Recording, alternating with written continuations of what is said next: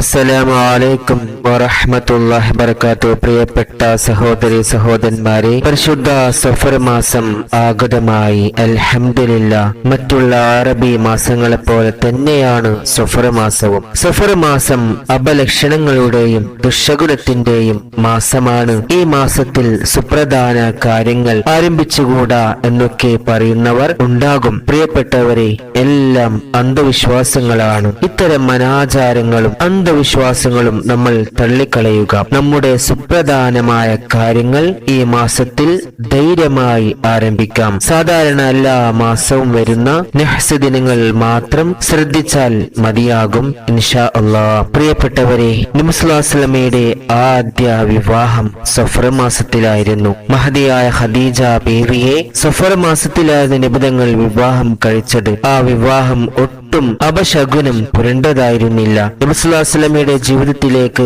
സന്തോഷവും സമ്പത്തും മറ്റെല്ലാം കടന്നു വന്നത് ഈ ജീവിതത്തിലൂടെയായിരുന്നു എന്ന് ചരിത്രങ്ങൾ നമ്മെ പഠിപ്പിക്കുന്നു. അതുപോലെ ഹിജറ 2-ാം വർഷം സഫർ മാസത്തിലായിരുന്നു നബി സല്ലല്ലാഹു അലൈഹി വസല്ലമയുടെ പ്രിയമകൾ ഫാത്തിമ ബീവിയെ അലി റളിയല്ലാഹു അൻഹുവിന് വിവാഹം ചെയ്തു കൊടുത്തത്. അതുപോലെ പല യുദ്ധ വിജയങ്ങളും നബി സല്ലല്ലാഹു അലൈഹി വസല്ലമ നേടിയെടുത്തതും സഫർ മാസത്തിലായിരുന്നു എന്ന് ചരിത്രങ്ങൾ നമ്മെ പഠിപ്പിക്കുന്നു. അതിനാൽ സഫർ മാസം നല്ല മാസമാണ്. നമ്മുടെ എല്ലാ കാര്യങ്ങളും ഈ മാസത്തിൽ ആരംഭം കുറിക്കാം. ആരും തെറ്റിദ്ധരിക്കേണ്ട. അല്ലാഹു തൗഫീഖ് നൽകട്ടെ.